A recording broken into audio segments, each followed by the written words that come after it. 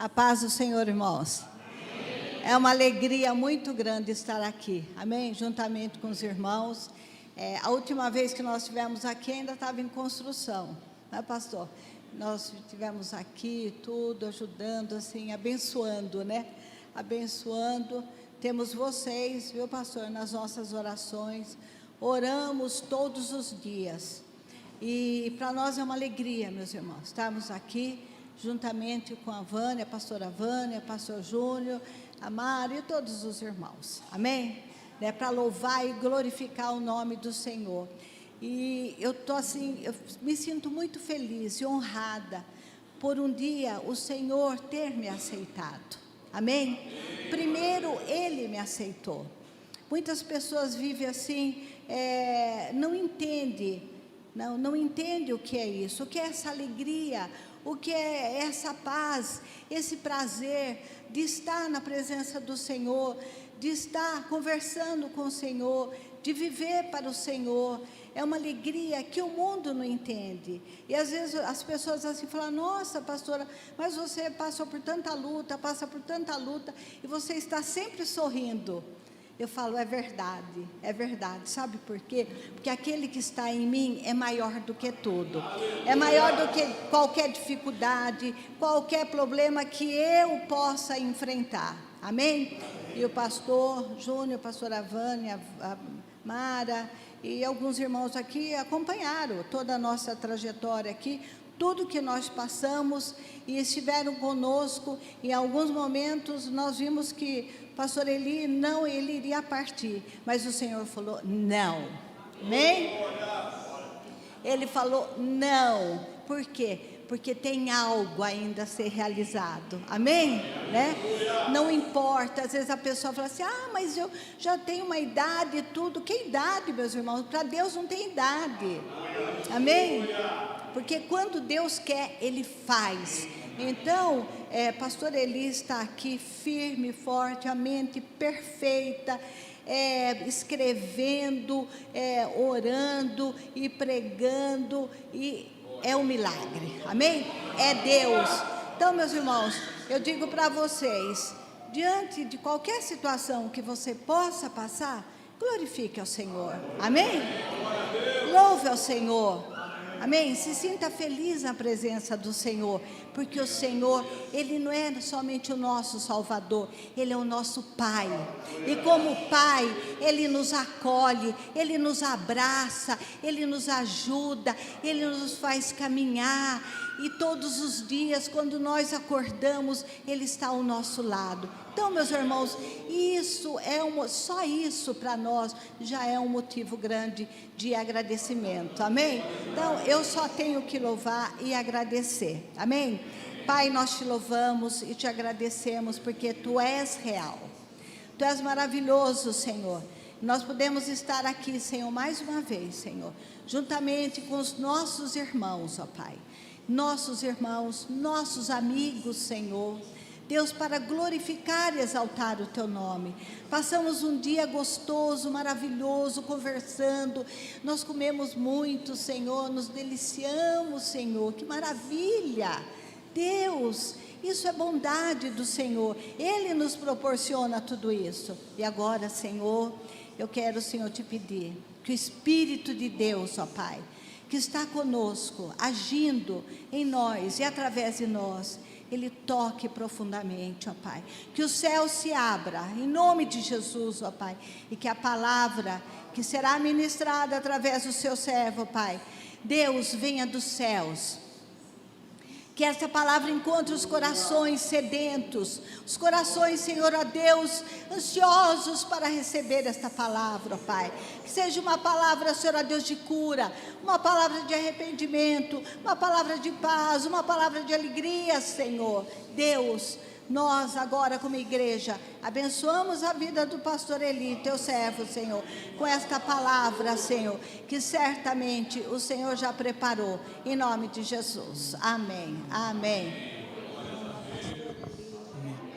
Pode sentar, irmãos. Eu gostaria de pedir um favor para os irmãos, colocar aqui perto de mim um pouco de água de maneira que eu possa alcançar. Não vou beber agora. Irmãos, uma coisa maravilhosa é ficar velho. Não atingir a idade ainda de Faraó, não. Eu fico perguntando, você conheceu o Faraó? Não conheci, não. Sou bem depois. Mas, irmãos, eu desejo que a graça e a paz do nosso Senhor Jesus, essa paz que excede todo entendimento, seja com todos vocês.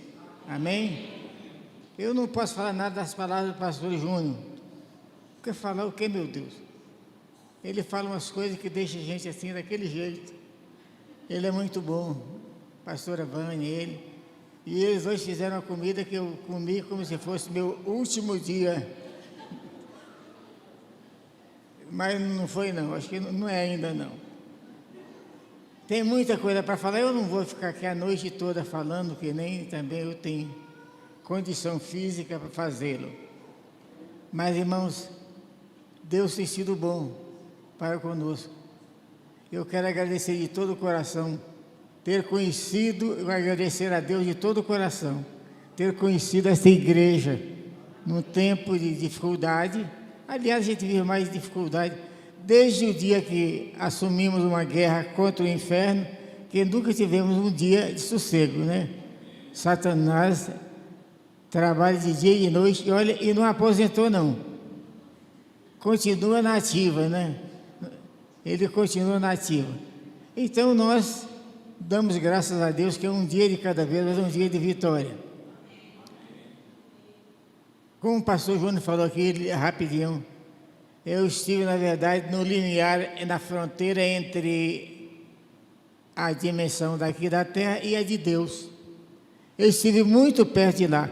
E, meus irmãos, se fosse pela minha própria vontade, eu teria ficado por lá.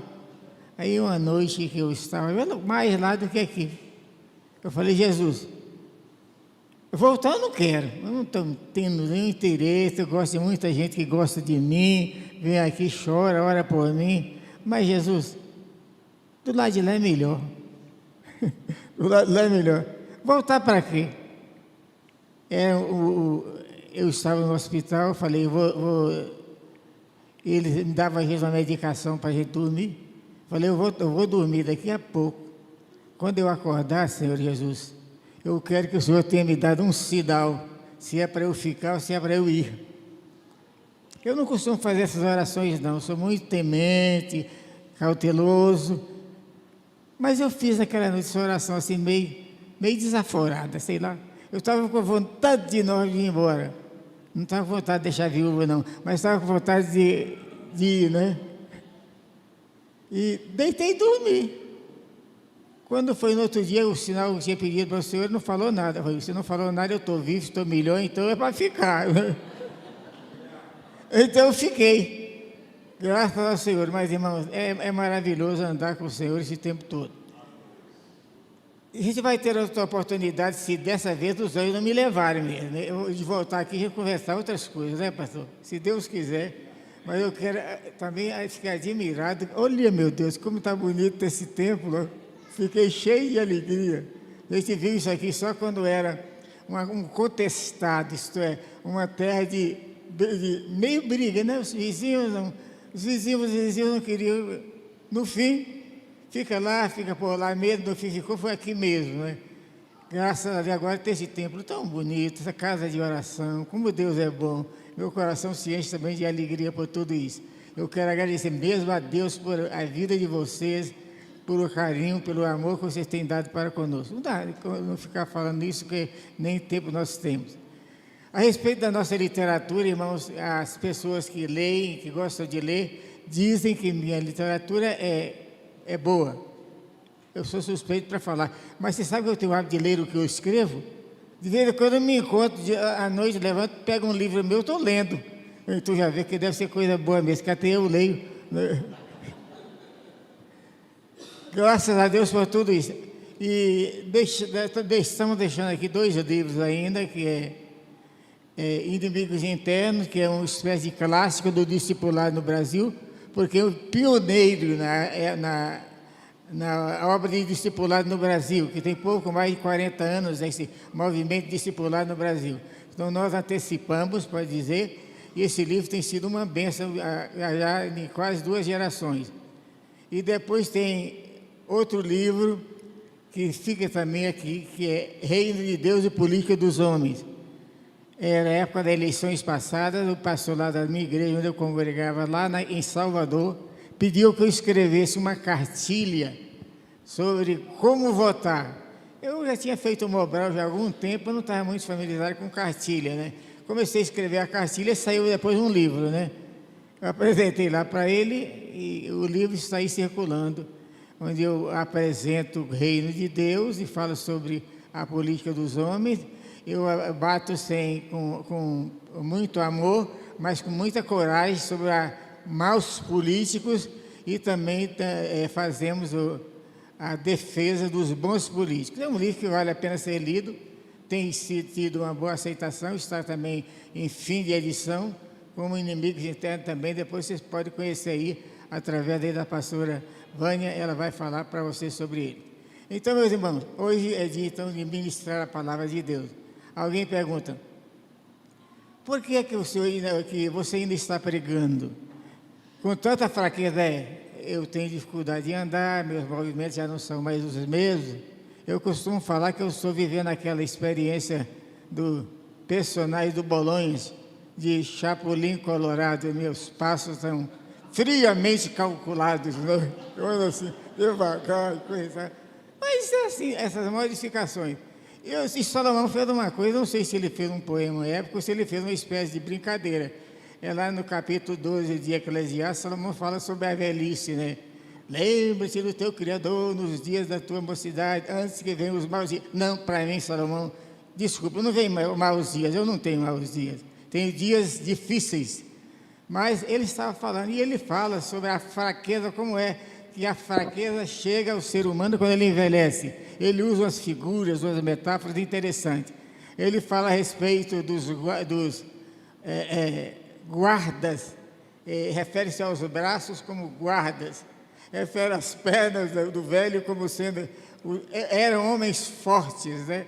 E aí ele vai falando sobre as janelas, e ele termina dizendo, ó, isso tudo vai acontecer, você vai sentir os seus olhos escurecerem, o gafanhoto lhe será um peso. Eu fiquei pensando, meu Deus, procurei informação sobre os problemas dos gafanhotos e não cheguei a conclusão nenhuma. Presta atenção, por quê?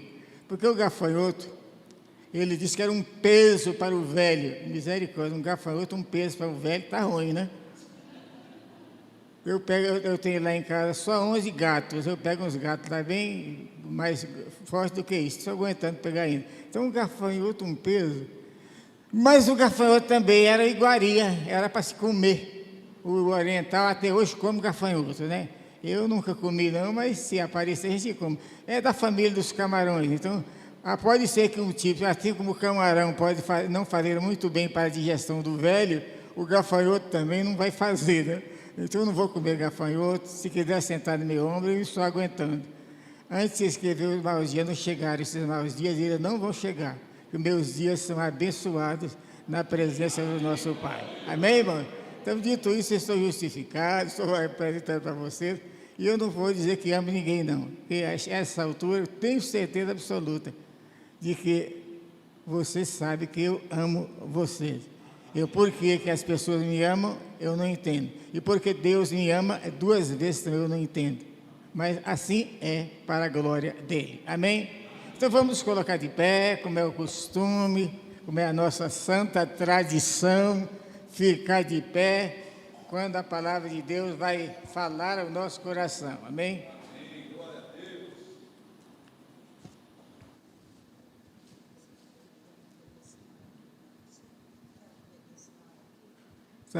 Pastor André está querendo um pedestal. Para se estivesse aqui seria bom, porque o gafanhoto eu aguento, mas o microfone está mais pesado que o gafanhoto, viu?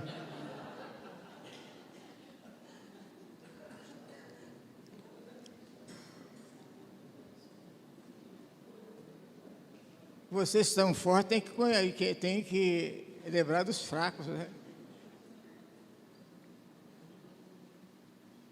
E eu comecei a falar, se não chegar, Alguém vai subir do pedestal para segurar. Ei, meu irmão, tá bom. Uma coisa boa de juventude. Um dia eu fui jovem também, sabia?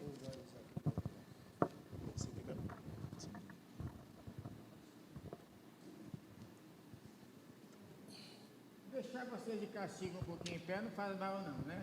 Oi.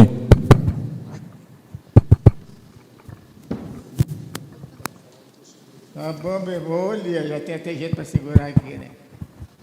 O primeiro livro da Bíblia é Gênesis, capítulo 4. Vai ficar segurando aí, meu irmão? Até ele preparar. Gênesis, capítulo 4, versículo 16. Diz assim: E saiu Caim de diante da face do Senhor, e habitou na terra de Nod, da banda do oriente do Éden. E saiu Caim da presença do Senhor. Meu Deus, fala ao nosso coração agora, para que o teu nome seja glorificado, nós, teus filhos, edificados em nome de Jesus. Amém, amém. Tá bom, meus irmãos? Então, pode sentar, meus irmãos. Ainda estou lembrando de mandar vocês assentarem, viu? Então, estou muito bem. Eu perguntei ao Senhor, por que pregar? Continuar pregando, escrevendo a palavra. E a resposta do Senhor está na Bíblia. Foi essa que deu. Uma hora dessa ele vai acertar fazer isso aqui. Aí. Tá bom. O que não fala a caridade, né? Ok, meu. Muito obrigado, viu? Estão despachados agora, viu? Deus os abençoe. Então eu perguntei a Deus por que pregar com tanta fraqueza. E o Senhor falou que o poder dele se aperfeiçoa na nossa fraqueza. Então está respondido. Eu não preciso de fortaleza humana, de poder humano para anunciar a palavra de Deus. Eu preciso da ordem de Deus. Eu preciso de toda a palavra que procede da boca de Deus. Eu tenho consciência, para a glória do Senhor, de minha vocação profética. O profeta é aquele que fala aquilo que Deus mandou que ele falasse. Deus fala através da boca daqueles que são dele. Então, graças a Deus por isso, Deus tem sido bom. Mas nós temos, isso é a verdade, nós temos falado menos, eu dedico mais tempo escrevendo, tenho falado menos, por recomendação também do bom senso, não somente dos médicos, não, também do bom senso. E eu estava refletindo essa semana sobre essa atitude de Caim. Eu não admiro Caim, não. Mas o personagem dele, pelo fato de eu ser escritor, me chama muita atenção. O escritor, e eu gosto muito de escrever também sobre ficção, o escritor trabalha com personagens que são os bons, os mocinhos, e trabalha também com os vilões. E Caim é um vilão forte, né? Um homem forte de empreendimento, né? O Abel não tem muita coisa a dizer, que ele não viveu. Caim matou, né? Então, quando ele começou a viver, Caim apagou, coitado, e lá vai. Então, vem aqui essa história. É uma escritura meio inquietante, que pode causar até tristeza em nós. Eu comecei falando sobre as palavras de Salomão sobre a velhice, mas essas palavras são mais tristes ainda. Diz: saiu Caim da presença do Senhor, da presença de Deus. Sair da presença de Deus. Outra saída também desastrosa foi a saída de Judas Iscariotes, depois de ter vendido Jesus, traído Jesus, estava posta à mesa da celebração da última Páscoa e inauguração da primeira ceia, da Santa Ceia. Antes de participar da ceia, Judas Iscariotes participou do bocado que era servido na Páscoa. Foram duas celebrações: Páscoa, a cerimônia antiga, o pacto antigo, e a Santa Ceia, a nova aliança no sangue de Jesus. Não estou falando sobre na mensagem da ceia, não, viu, pastor? Só referindo. Mas ali o que aconteceu? Judas participou de um pedacinho da Páscoa, não participou da ceia. Ele saiu da presença de Jesus e disse que ele saiu e era noite. Misericórdia. Saiu, era noite e não voltou. Que triste, né? Saiu e era noite. Caim, quem era Caim? Alguém disse que a pessoa só se torna marginal porque tem sempre uma razão para se tornar marginal. Ficou traumatizado. Olha, irmão, algumas vezes uma pessoa é levada ao mundo do crime, aos meandros do mal, porque de fato sofreu uma espécie de trauma, de ferimento na alma, de decepção. Pode levar, sim, uma pessoa à marginalidade. É muito difícil dizer qual é a razão. Tem muita gente falando sobre isso e muita gente não chegou ainda à conclusão. Mas presta atenção, Caim saiu da presença do Senhor quando ele deveria ter sido aceito. Ele é filho de Adão, Adão depois do pecado, e de Eva. Eles já tinham pecado, mas Deus dera para eles filhos saudáveis. Pelo menos os dois primeiros, Caim, o primogênito, depois Abel. E eram rapazes sadios, sem dúvida nenhuma bonitos, fortes. E quando foi que começou a marginalidade de Caim? Não começou ele matando, não. Começou com uma coisa tão pequena, chamada, sabe o quê? Inveja. Inveja de quê? Inveja da maneira de cultuar. Oh, meu Deus! Esse negócio de briga, igreja querer brigar uma com a outra já é antiga. Religião contra religião. No caso ali não era igreja, era uma maneira de crer. Então foram adorar a Deus. Vejam bem, Adão tinha filhos que adoravam a Deus. Caim foi adorar a Deus porque lhe foi ensinado que Deus era para ser adorado. E até lhe foi muito bem. Ele recebeu como profissão lavrador. Ele era lavrador. E o seu irmão Abel cuidava das ovelhas. Ambos compareceram na presença de Deus, levando ofertas, porque aquilo era o seu modo principal de agradecer a Deus pela dádiva da vida e pela dádiva daquilo que eles deram. Compareceram ambos. E diz a palavra de Deus que Deus aceitou a oferta de Abel, oferta de sangue, era de um cordeiro, mas não aceitou a oferta de Caim. Havia diferença substancial entre as verduras que Caim levou diante do Senhor e o pedaço, ou talvez a ovelha ou o cordeiro que Abel levou. Ambos eram alimentos. Tudo criação de Deus, tanto vegetal como animal, tudo tinha o mesmo valor. Não, meus irmãos, o valor estava no quê? Estava no valor que foi dado àquilo, aquela oferta. A quem foi dada aquela oferta? Caim, que era lavrador, pegou alguma coisa da terra, sem dar trabalho nenhum, e sem dúvida compareceu negligentemente na presença do Senhor. Abel teve mais trabalho com a sua oferta, mas levou e a sua oferta foi aceita. A história a gente já conhece. Caim ficou cheio de inveja e terminou assassinando seu irmão. Naquele tempo não existiam os tribunais de julgamento, mas Deus era o juiz. Deus julgou Caim e lhe deu uma sentença, até pequena. Olha, você vai carregar um estigma. É o estigma, então, de maldição. Você matou inocentemente seu irmão. E vai andar pela terra. E a terra não vai lhe produzir aquele vegetal como produzia antes. Ela vai ser difícil ser cultivada.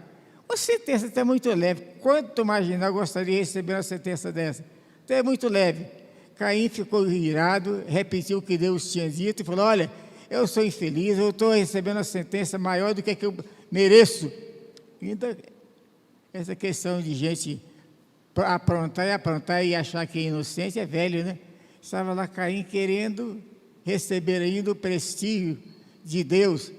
E, na verdade, ele ficou cheio de inveja, e matou seu irmão por causa da inveja, e quando recebeu a sentença, ele não aceitou.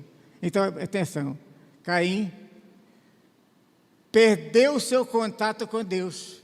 Se Deus não estava mais aprovando o modo como ele estava agindo, e dizendo que a terra ia ser mais difícil para ele cultivar, apesar de ser uma coisa muito difícil, mas Caim não ficou contente com aquilo. Sabe o quê? Caim tinha capacidade, uma tremenda capacidade de liderança. Caim, quando Deus deu essa ordem, ele saiu da presença do Senhor. Ainda era o lugar, a localização do Éden, onde ele nasceu e onde ele foi criado, e onde estabeleceu também a sua agricultura, e onde seu irmão Abel começou também a criação de suas ovelhas, do seu gado. Era ali, naquele terreno chamado Éden. Então, quando Deus tirou de Caim a profissão de lavrador, de agricultor, ele saiu da presença do Senhor e tornou-se o primeiro empresário, o primeiro grande empresário envolvido em negócio de construção. Sabe o que ele fez?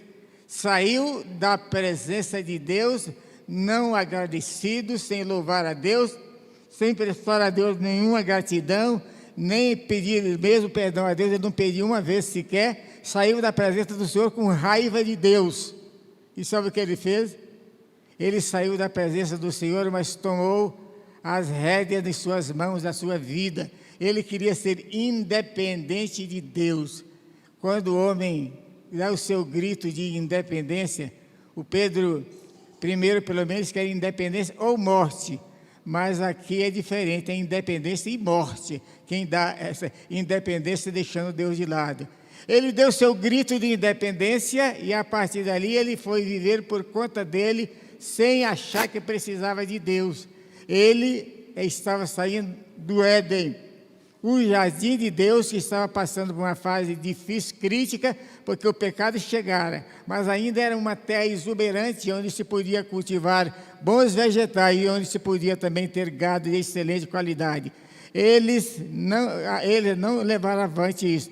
A lavoura de Caim foi prejudicada, o rebanho de Abel ficou sem pastor. Isso estava o pecado, continuando a trazer transtorno para a face da terra. E o que fez Caim? Caim deu o grito de independência, saiu da presença do Senhor. Meu Deus, existe pior drama do que esse, pior catástrofe do que essa, sair da presença de Deus. Há pessoas que não saem da presença de Deus, mas que pessoas que buscam a presença de Deus. E Jeremias diz que há pessoas que buscam a presença de Deus e encontram. E que Deus até incentiva que busquemos a sua presença quando Ele diz: vós me buscareis e me achareis, quando me buscardes de todo o vosso coração. Né? Veja bem, buscando de todo o coração aquilo que a pessoa acha que ainda não tem. E tem aquele que tem e não busca, mas joga fora o que tem. Aqueles que fogem da presença de Deus. Que atitude horrível. Caim saiu da presença do Senhor. Ele saiu, quando ele saiu sem dúvida, o Senhor foi a sua noite. Judas saiu da presença de Jesus e era para ele noite. O filho pródigo saiu da presença do pai amoroso e terminou numa pocilga, alimentando porcos. Terminou na escuridão também, de um mundo lá fora, saiu do palácio para o cortiço. Assim, aqueles que abandonam o seu pai, indo em direção contrária. Eu quero, irmãos, que ninguém jamais aconteça isso. Todos passam por provação. Sem dúvida nenhuma, Caim teve uma provação, mas não era nenhum motivo para ele deixar Deus de lado. E a questão, a coisa que eu quero deixar aqui com os irmãos, bem devagarzinho, essa questão de buscar a Deus. Por que nós buscamos a Deus? Sabe o que, irmãos? Ninguém merece, mas o Senhor nos faz promessa. Jesus falou que se nós o buscássemos, porque nós buscávamos a Deus, Ele tinha para nós presente. Eu não sei que presente a gente merece. Ele disse: ó, eu vou para meu Pai, e eu quero que onde eu estiver, vocês estejam também. Talvez alguém estivesse preocupado onde é que poderia morar depois que Jesus partisse, porque Jesus estava falando com muita frequência que ele iria voltar ao Pai. Como é que nós vamos ficar? Ficar sem ele? Vamos morar aonde? Pedro já tinha dado sumiço aos seus barcos, parece estar vendendo seus barcos, se não vendeu, não tivesse vendido ainda. Outros ficaram sem família, foram seguir Jesus. Se Jesus voltasse, e Jesus falou, olha, fiquem despreocupados, vocês vão ver que vocês vão morar agora, não é numa casa fabricada aí por, nem sei se tem mais banco de construção, tanto tempo que eu vi falar nisso. Não, Jesus falou, olha, eu vou levar vocês, sabe para onde? Eu vou levar para a casa de meu pai. Sabe por quê? Porque na casa de meu pai há muitas moradas. Ah, casa bonita, a casa do pastor, da pastora Vânia também, uma casa grande. Nós construímos uma casa menor, mas bonita também. Vocês vão ver lá como é que é. Não sei porque construímos, até hoje eu não sei. Porque terminou construindo. É bom ter uma casa, né?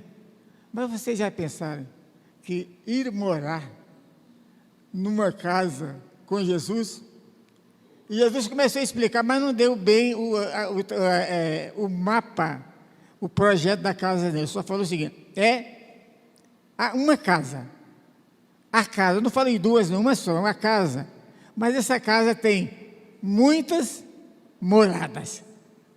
O que quer dizer isso? Ao mesmo tempo que nós vamos morar numa casa, que é a casa de Deus, e dentro dessa casa de Deus há espaço para todas as outras casas, todas as outras famílias.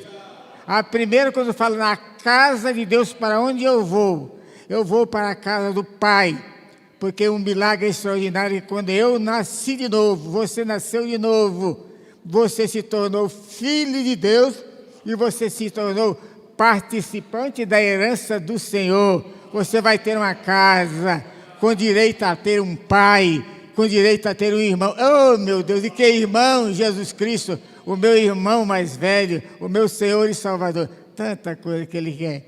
E falou, não tenha vergonha de chamar Deus de Pai.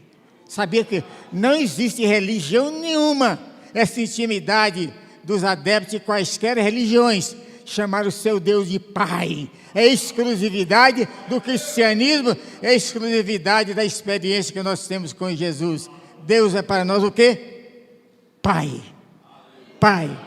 E introduzindo a oração, Jesus falou, olha, quer orar de maneira eficiente?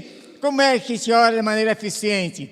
Ele diz, quando nós podemos chamar Deus de Pai. Pai. Veja bem, Pai. Mas não é o meu Pai. Veja bem, Jesus falou, há muitas moradas, não é só para você não. Não é mais meu Pai só, é Pai nosso. Quer dizer, eu não estou sozinho, estou com Jesus, meu irmão mais velho. Eu tenho um Pai, eu tenho um ensinador que é o Espírito Santo. E eu tenho outros irmãos que chegarão também, todos eles nascidos em Cristo, participando da vida de Jesus. Eu vou para o Pai, e onde eu estiver, vós estareis ali também. Que coisa maravilhosa. Todos juntos ali na casa do Pai. Eles estavam buscando e encontraram. Esses não fugiram da presença do Senhor, não saíram da presença do Senhor, mas saíram para ir para a presença de Deus. Isso faz uma grande diferença. Meus irmãos, nós estamos vivendo agora uma época em que há algumas distorções no meio do povo de Deus. Primeira coisa é um empenho muito grande que os chamados cristãos estão tendo em buscar valores menores. Valores menores. É gente buscando a Deus, porque quando busca a Deus, Deus dá a casa. Eu tenho uma casa que foi Deus que me deu também. O carro eu vendi, né? E tem gente que diz que pede a Deus um carro que era uma bênção. E lá um pastor lá na Bahia, muito famoso, alguém chegou e falou, pastor, eu tenho uma bênção para o senhor consagrar. É o que, irmão? Trouxe um Fusca velho para o pastor orar. O pastor falou, isso não é bênção não, isso é maldição, não vou orar não. Mas não seja lá, o que a gente receber de Deus, deixe ser de Deus é bênção. Eu discordo desse que falou essa coisa, né? Mas então, tem gente buscando isso. E Jesus falou, olha, para que esse desespero? A gente pode ter quantas casas quiserem, mas o melhor, sabe o quê? Eu vou preparar para vocês lugar. Vocês já viram quanta casa tem caído? Nunca chuva destruiu tanta casa, tanta cidade como está fazendo agora no Brasil, né? As casas estão caindo. Jesus falou na casa construída sobre a areia. Petrópolis era a casa construída sobre a rocha, e a rocha cedeu também. E muitas pessoas, até gente morreu ali nessas casas construídas. Irmãos, há uma casa que Jesus foi preparar para nós. Essa é a prova de qualquer terremoto, de qualquer inundação, de qualquer dilúvio, de qualquer guerra. Nem mesmo Putin consegue derrubar essa casa. Não consegue. Porque o Senhor Jesus é que é o nosso guarda, e Ele que construiu a casa, Ele é responsável pela sua segurança. Mas está falando, valores menores. Sabe como começou o movimento chamado pentecostal, dos quais você, eu também, somos em certo sentido herdeiros? Tem gente que tem vergonha de falar sobre a sua origem. Eu não tenho vergonha de falar de minha origem, não. Minha origem remonta lá na cruz de Jesus, lá quando Jesus me aceitou como seu Salvador. Aliás, a minha origem vai muito, muito antes de tudo isso. Antes da fundação do mundo, Jesus Cristo já tinha me eleito, já tinha feito que eu fosse participante da sua herança, não é? É muito tempo atrás. Jesus já havia me incluído. Fez pensar aquele livrão que estava lá, o anjo pegou e escreveu lá. Não é o nome, pastor. É outro, eu não sei que nome é, mas eu sei que é. O meu nome está ali, só escreveu. Cada um de nós tem um nome que a gente depois vai saber qual é. É segredo de Deus. Segredo. Eu sei que o meu vai ser um nome bonito, né? Tem umas certas coisas que Jesus vai consertar. Com o corpo glorificado, eu vou crescer um pouquinho mais. E depois o meu nome também, que é muito pequeno, vai ter um nome maior. Eu não sei como é. Então, o que acontece, irmãos? O Senhor promete para nós coisas grandes e a gente fica agarrado a coisas pequenas. A casa que o Senhor nos promete é uma casa maravilhosa, tem tudo. Então, a herança dos pentecostais é o seguinte, irmãos, sabe o quê?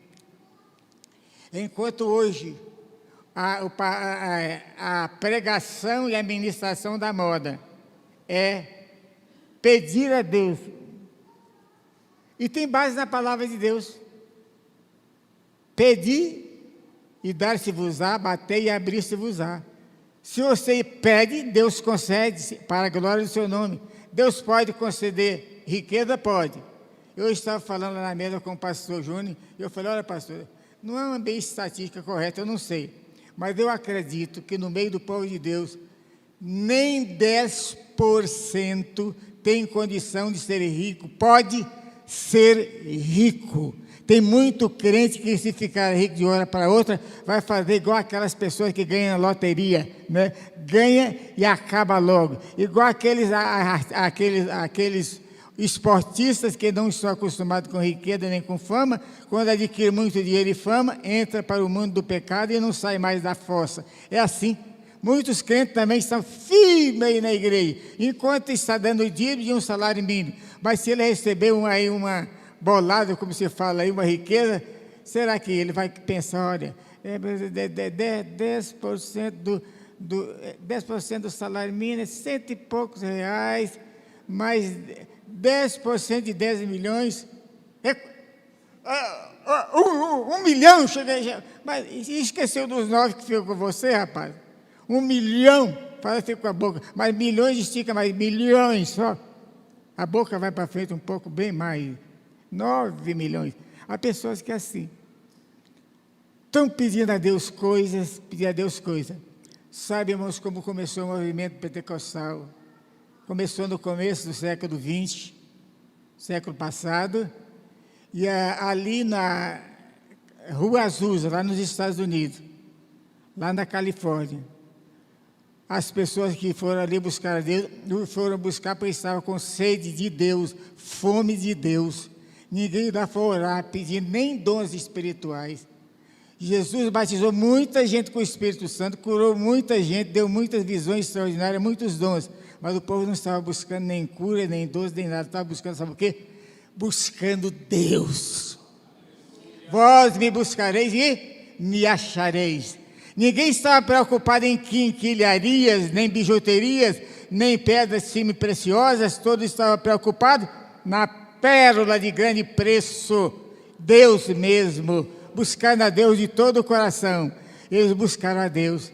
E dizem os historiadores que assim, quando se ia se aproximando do lugar do culto, que não era nem um templo, era um galpão qualquer, ali encontrava principalmente umas meia dúzia de pessoas de cor, e um senhor de cor liderava a reunião de oração. Eles só oravam, e nem orava também. Desculpa, eu estou fazendo um pouquinho de história de igreja, história da igreja, e depois vocês estão ficando cansados e com sono. Vai tomar a ceia da meia-noite. Não vou fazer isso não, como por mesmo eu não vou aguentar. Olha, mas eu estava falando, eles começavam a buscar a Deus, e eles oravam até baixo, às vezes era mais gemido do que propriamente palavras. Começava ali a gemer diante do Senhor, aquela convicção de que eram pecadores, e depois do Espírito do Senhor começava a entrar naqueles homens que estavam ali. E existia um homem de cor chamado Seymour, que liderou o movimento pentecostal. Era um homem tão cheio do Espírito do Senhor que ele praticamente não falava quase nada, só orava. As pessoas iam chegando, iam prostrando de joelho e começavam a orar desesperado ali. Não precisava ninguém fazer apelo. Eles que se ofereciam a Deus, que tivesse misericórdia deles, começavam a chorar com arrependimento de pecado. Outros lá longe, nas esquinas, longe ainda daquilo, passavam ali, começavam a ser atraídos naquela direção. Chegava lá, era apenas uma reunião de oração em que Deus estava sendo buscado por aquelas pessoas e era encontrado. Eles buscaram a Deus, irmãos, e Deus veio ao encontro deles. Assim nasceu a herança da nossa fé. Essa fé que trouxe o Espírito Santo novamente para o meio da igreja, que trouxe tanta vitalidade. Irmãos, a finalidade dessa igreja aqui é para quê? É trazer novamente a vida de Cristo. A pandemia não conseguiu afastar vocês, conseguiu?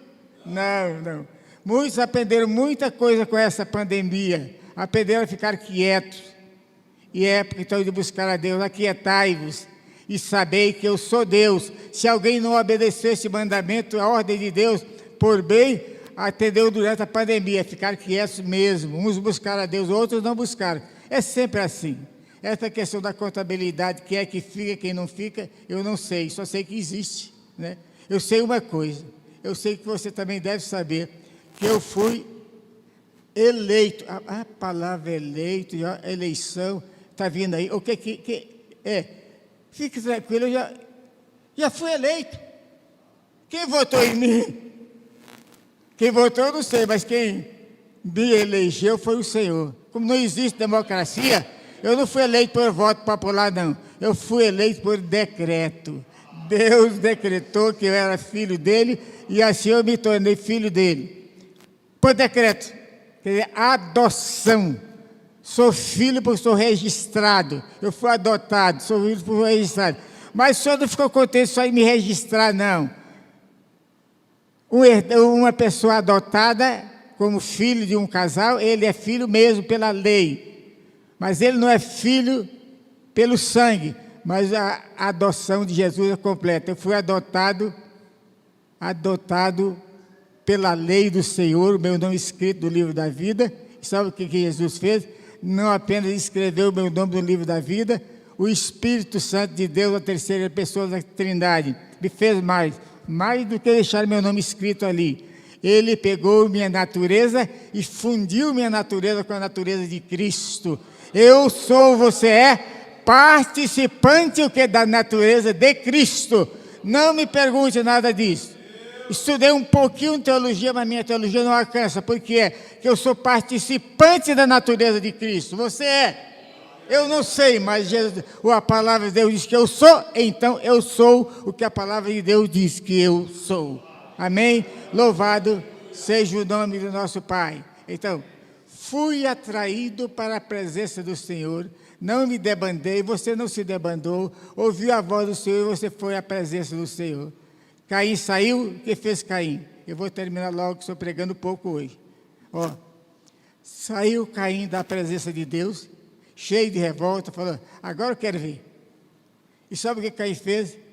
Caim não construiu uma casa para ele, não. Caim construiu, foi uma cidade. Já pensou, era para dar glória para Deus, misericórdia. Não é glória, não, misericórdia. Caim construiu uma cidade. E sabe o que Caim fez?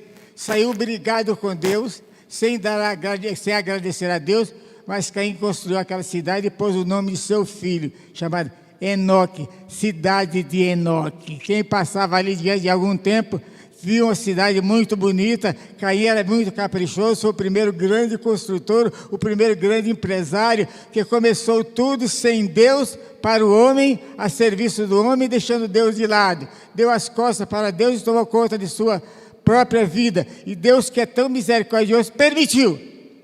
Se eu fosse Deus, misericórdia, graças a Deus, que eu não sou, graças a Deus. Pelo menos uns puxões de orelha nele ia dar. Mas Deus nem isso fez. Deus permitiu que Caim construísse aquela cidade. E ele colocou lá o nome, homenagem a mim e ao meu filho Enoque. Uma cidade do homem, construído para o homem, deixando Deus para trás. Assim que é. A pessoa recebe tudo de Deus e é ingrato. E ali, quem passava, via aquele portal bonito, escrito lá, cidade de Enoque. E eu fico pensando um pouquinho mais, a fertilidade de quem escreve, que no dia da inauguração da cidade, Caim chamou todo mundo, que gente que tem importância, tem amigo, né? Chamou muita gente para ir lá, para ver a cidade de Enoque. A cidade estava fechada, com um portão muito bonito, estava escrito, cidade de Enoque. Enoque olhou aquilo, era filho de Caim, ninguém fala muita coisa a respeito dele, não. E Enoque bate no braço do pai e fala, meu pai, a cidade em meu nome está aí construída. O senhor não chamou Deus para vir à inauguração, não? Eu acredito que Caim olhou para ele e falou, olha, deixa Deus fora disso. Tem muita gente hoje realizando obras e deixando Deus fora daquilo. E o que acontece com algo feito sem Deus? Jesus falou, olha, sem mim nada podeis fazer. E a única casa que perdura, que resiste às tempestades, é aquela construída sobre a rocha. E a rocha é Jesus. A rocha é Jesus, onde nós construímos a nossa casa. Para não beber água poluída, nós temos que beber a água da rocha. E essa rocha é Jesus. E essa rocha é colocada no deserto, lugar que não tem água. E de lá nós bebemos dessa água. Se você quer se alimentar muito bem, não é indo aos restaurantes de luxo. É o alimento de melhor qualidade. Cai do céu, é o maná que cai do céu. Quando as pessoas começam a pedir coisa material, Deus dá por um pouquinho de tempo. Cai até codornizes do céu. Quem quiser comer de crua vai ser castigado. Mas Deus é o Deus que cuida de cada um dos seus filhos. Aí, Caim se afastou de Deus, mas graças a Deus que nem todos se afastam dele. Dos descendentes de Adão, o que era do bem, como ele costuma falar, que temia a Deus, que teve um culto que foi aceito por Deus, era Abel. Abel morreu. Tempos depois, Eva tem um filho chamado Sete. Sete gerou um filho chamado Enos. E a palavra de Deus diz que Enos foi com Enos, filho de Sete. Sete que substituiu Abel que morreu. Com Enos, filho de Sete, começou então a invocar a Deus. Imagina quanto tempo, desde o assassinato de Abel até o nascimento de Enos, muitos anos depois, não se buscava a Deus. Isso tudo, essa falta da presença do Senhor, foi causada por Caim e os seus descendentes. A raça humana foi se corrompendo. Irmãos, até hoje, para terminar, existem ainda na Terra dois tipos de povos, duas etnias, duas raças. Os cainitas, descendentes espirituais de Caim, cainitas, e os setitas, descendentes de Sete, tendo Enos como descendente direto de Sete, que era o primeiro adorador de Deus depois de Abel. foi Enos. Com ele começou a adoração a Deus. Então, nessa questão de buscar a Deus, vocês estão reunidos aqui nessa noite, e esta é a minha pastoral nessa noite. Estão reunidos aqui a Deus, sabe o quê? Porque Deus os quer juntos para adorá-lo. Nunca Deus quis tanto ser buscado. Deus, assim como nós temos saudade de Deus, Deus também tem saudade de nós. Qual é o pai que não tem saudade dos filhos? Ele tem, não tem? O que aconteceu com aquele pai do pródigo? O pródigo saiu, levou tudo que tinha, trocou lá o palácio pela pocilga, e disse que o pai ficava sempre esperando pelo filho. Um dia, ele vai voltar. Deus é aquele Deus amoroso que sempre está à nossa espera. Assim é quando eu estive perto de lá, eu queria ficar. Mas não é de querer ficar ali. O Senhor me devolveu, mas não foi para Pocilga, não. Deus me devolveu para que pudesse dizer para as outras pessoas que vale a pena seguir esse Senhor. Vale a pena não abandonar o Senhor nunca, mas permanecer sempre nessa busca constante. Vós me buscareis e me encontrareis quando me buscardes de todo o vosso coração.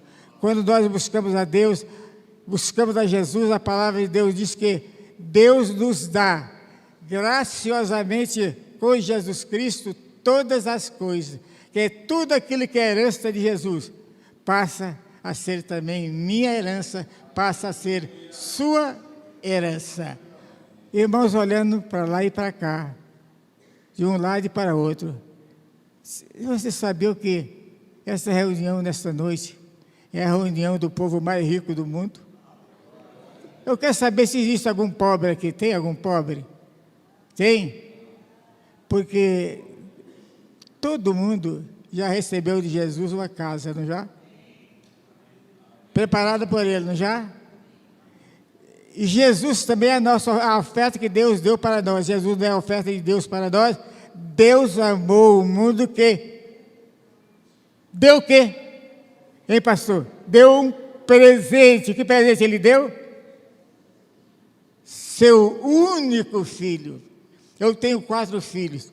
E não vem me pedir para eu dar para ele, não, que eu não estou com vontade. Só se fosse mesmo para Deus, não tem jeito, né, como fez Abraão. Mas Deus deu o único filho. E deu para quem? Para quem não merecia. Não é questão de merecer. É questão daquele que Deus chama, escolhe e elege. Que queima as pestanas dos teólogos para dizer o que é chamar, o que é ser eleito, quem é predestinado, quem não é. Isso não é trabalho meu, minha cabeça é muito pequena para falar sobre isso. Mas que eu sou. Como foi que Deus fez? Qual é o critério que Deus usou para me eleger seu filho? Eu não sei. Eleger você como filho dele, eu sei que isso aconteceu. Sabe por quê? Nós buscamos a Deus. Nós não saímos da presença de Deus. Nós fomos para a presença do Senhor. E sabe o que aconteceu? Jesus falou, olha, eu não lanço ninguém fora. Aquele que vem a mim, não me lançarei fora. E eu termino com uma dessa recepção festiva e definitiva. É quando todos nós comparecermos diante da portal da eternidade e ouvir aquela voz de convite. Vinde, bendito de meu Pai, possuiu a casa, possuir por herança o reino que eu tenho preparado para vós desde a fundação do século. Vinde, bendito de meu Pai, é o convite de Jesus. A gente vai e não é lançado fora, é aceito, porque o Pai espera o Filho e sempre aceita o Filho que chega arrependido. Louvado seja o nome do Senhor. Caim saiu pobre da presença do Senhor, construiu depois muitas coisas, mas nada tinha valor. Mas nós permanecemos na presença do Senhor. Ou se debandamos por um pouco de tempo, como o pródigo arrependido, retorna, e o Senhor apaga os nossos pecados pelo sangue de Jesus e nos integra novamente à intimidade dele de Pai. A Ele honra, glória e louvor para sempre. Amém. Irmãos, é apenas uma reflexão rapidinha, uma pastoral, nesse momento de 1º de maio, Dia do Trabalhador. E cuidado com essas palavras que tem, que não pode nem falar nada. É trabalhador, é pecado falar. Se não fala que é trabalhador, é preguiçoso. Então, afinal, isso é o quê? Aí eu escrevi um livro, Reino de Deus e Política dos Homens. Vocês vão encontrar lá uma série de respostas bonitas sobre o que é Reino de Deus. Uma coisa sai. As eleições estão vindo aí. Fiquem quietos. Eu também vou votar, por uma questão de capricho, eu vou votar. Mas, sabe, eu não estou preocupado com isso, não. Sabe o quê? Jesus já deixou para nós uma promessa do reino. Venha o teu reino. Venha o teu reino. E esse reino está vindo para a glória do Senhor. E essa glória do Senhor há de encher toda a terra como as areias do mar. Ao Senhor honra, glória para sempre. Não somos cainitas, somos setititas, aqueles que adoram a Deus por amor, atraídos pelo Senhor, atraídos pelo amor de Deus. Esse amor nos constrange de tal maneira que nós não podemos fugir jamais da presença do Senhor. Que Ele nos abençoe. Amém, amém. Pode ficar de pé, eu vou orar por vocês. Eu estou chamando o pastor que vem aqui à frente para assumir aqui a responsabilidade que é dele. Meu Deus, de todo o meu coração, eu oro ao Senhor, agradecendo ao Senhor por essa igreja, a nossa igreja, o lugar onde nós congregamos, o lugar onde nós aprendemos contigo a amar uns aos outros, onde nós aprendemos a amar mais a Deus, onde aprendemos a amar o Senhor até aqueles que nos perseguem, a ter compaixão daqueles que não te conhecem. Meu Deus, muito obrigado por essa igreja, muito obrigado pelo amor de Deus que é distribuído aqui entre os irmãos. Obrigado, Senhor, porque nós estamos na Tua presença, vamos ficar na Tua presença e não vamos nos debandar da Tua presença. E se por fraqueza qualquer, Senhor, nós nos debandarmos como ovelhas, que Tu nos busques como bom pastor. Se por acaso, por algum tempo, nós formos infelizes e sairmos da casa do Pai, busca-nos, ó Deus, como o pródigo foi achado. Muito obrigado, Senhor, por esta noite, pela Tua presença conosco, porque podemos ainda falar contigo, conversar com o Senhor. Muito obrigado, em nome de Jesus, em nome de Jesus. Aceite, meus irmãos, que a graça do Senhor seja sempre com vocês.